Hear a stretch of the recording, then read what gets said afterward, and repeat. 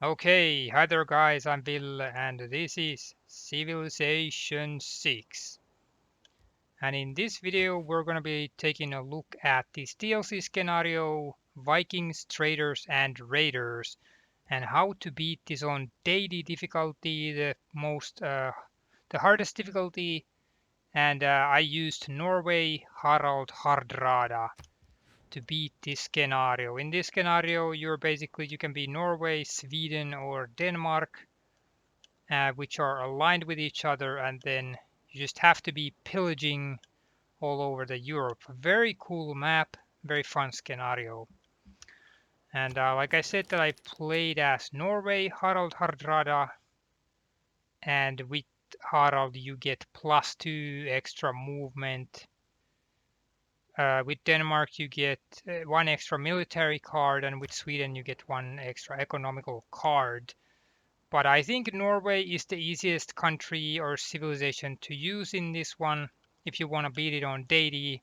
This was not really that difficult at all, so totally doable. You have 60 turns to go through this. We're now at turn 61 already and we won the game. So let's take a look at what worked and what did not work in this scenario.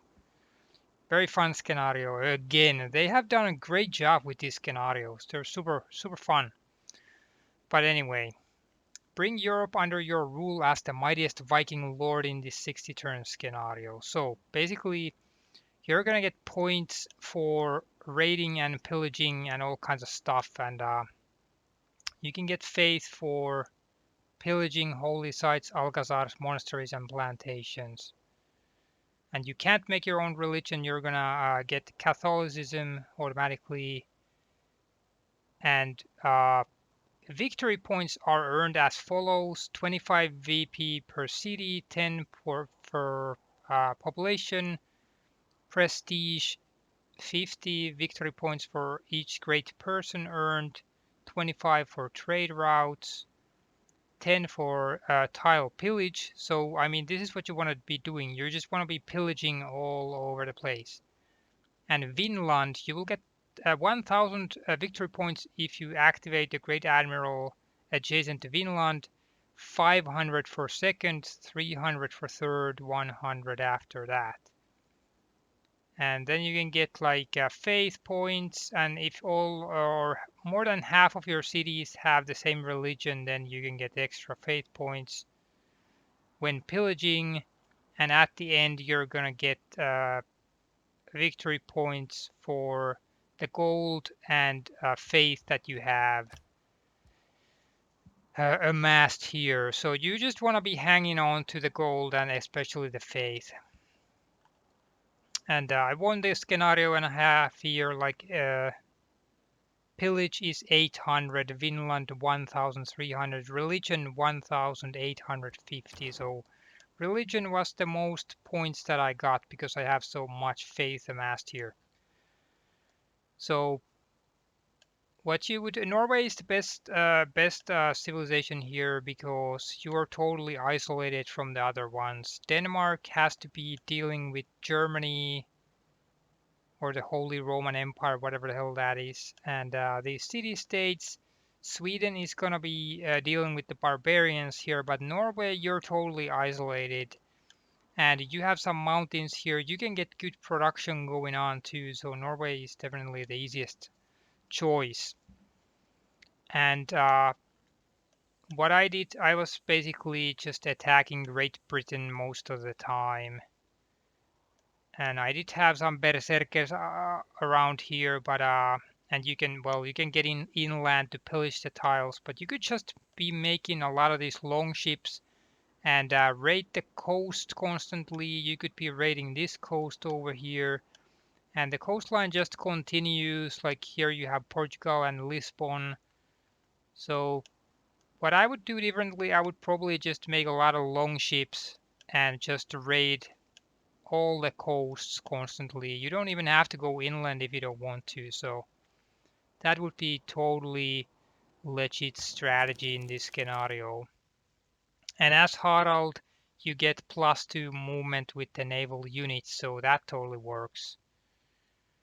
And settler, well, you wanna be using settlers to make new cities because that's gonna give you extra points. Missionary, I wouldn't use the missionary other than to just convert your own cities and that's it. Don't waste your faith.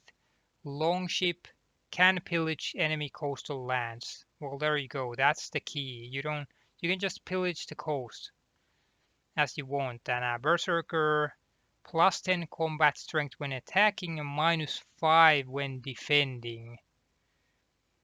So Berserker is definitely, if you have Berserkers, then you just gotta be attacking. But with the longships, can heal in neutral territory and earns great admiral points from kills. So that's another great reason to be using the longships, that you're actually gonna get points towards the great admiral. Like we have here, great admiral Erik the Red. When adjacent to Vinland, get 500 gold and victory points.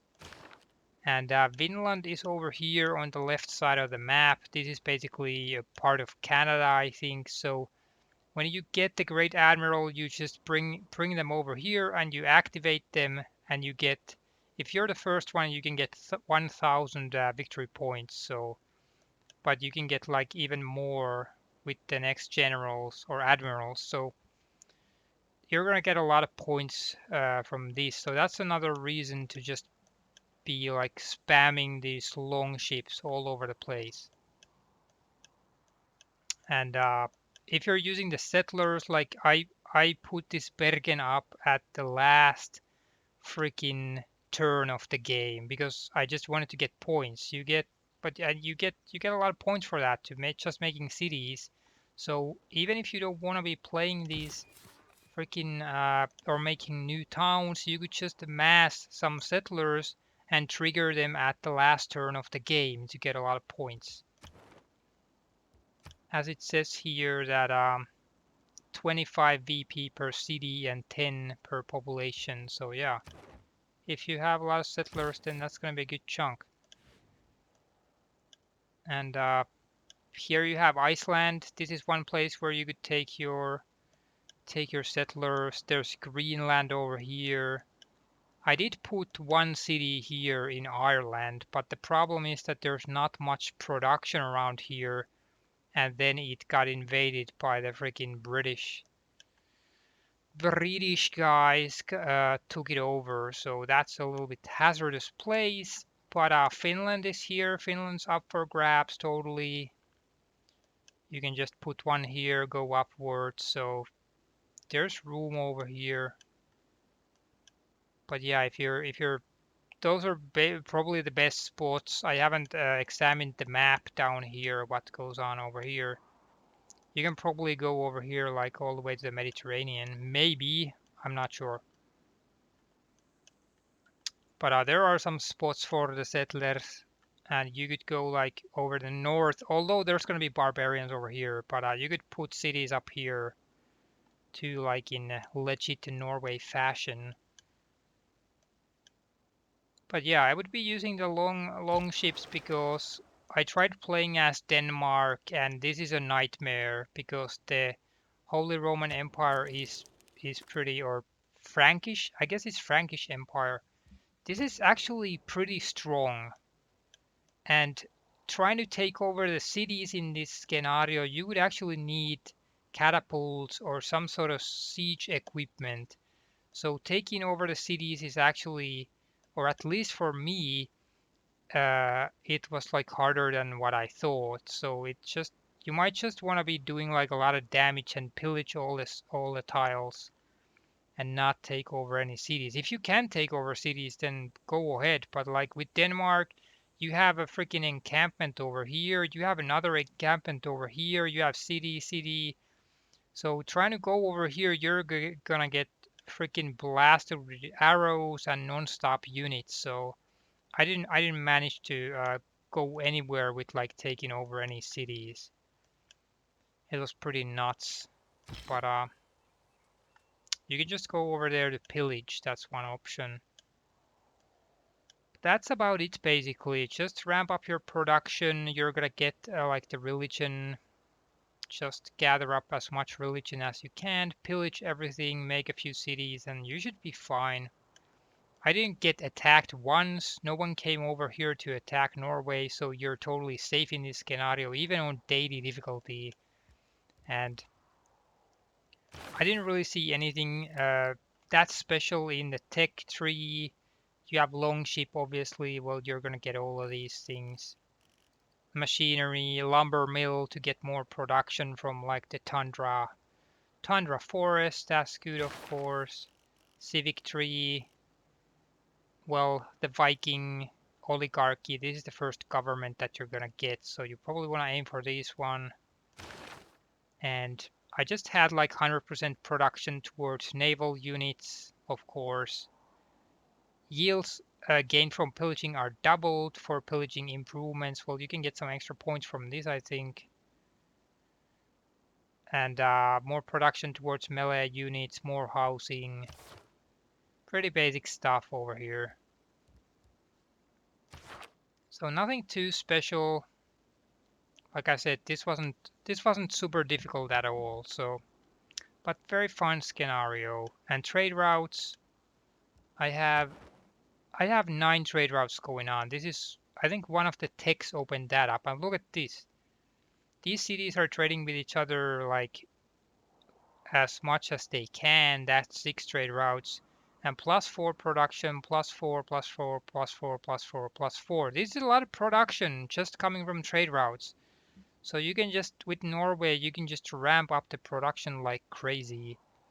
And then you're gonna have to start trading with these other cities and you're gonna get some little more production and money from those too. So, damn. Much better than when you're Denmark, then your freaking trade routes are gonna get, they're gonna get destroyed by the freaking Charlemagne units. Which is pretty unfortunate, but what can you do? But I guess that's about it. The score that I got here is 4,745 and Charlemagne got 3,555, so it wasn't really that close. So totally doable. And I got all the Vinland bonuses too, so I mean that helps. That helps a lot too. That, I think that actually is the difference here.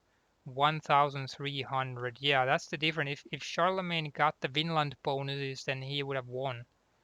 But I got the first one, and Sweden got the second Vinland, and then I got the third one. So definitely just make up naval units and get those admirals out there.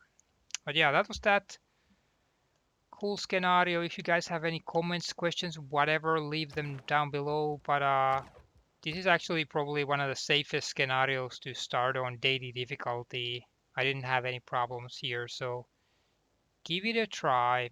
Very fun. But that was that. If you have any questions, comments, leave them down below. But see you again next time. Bye bye. Take care. Bye.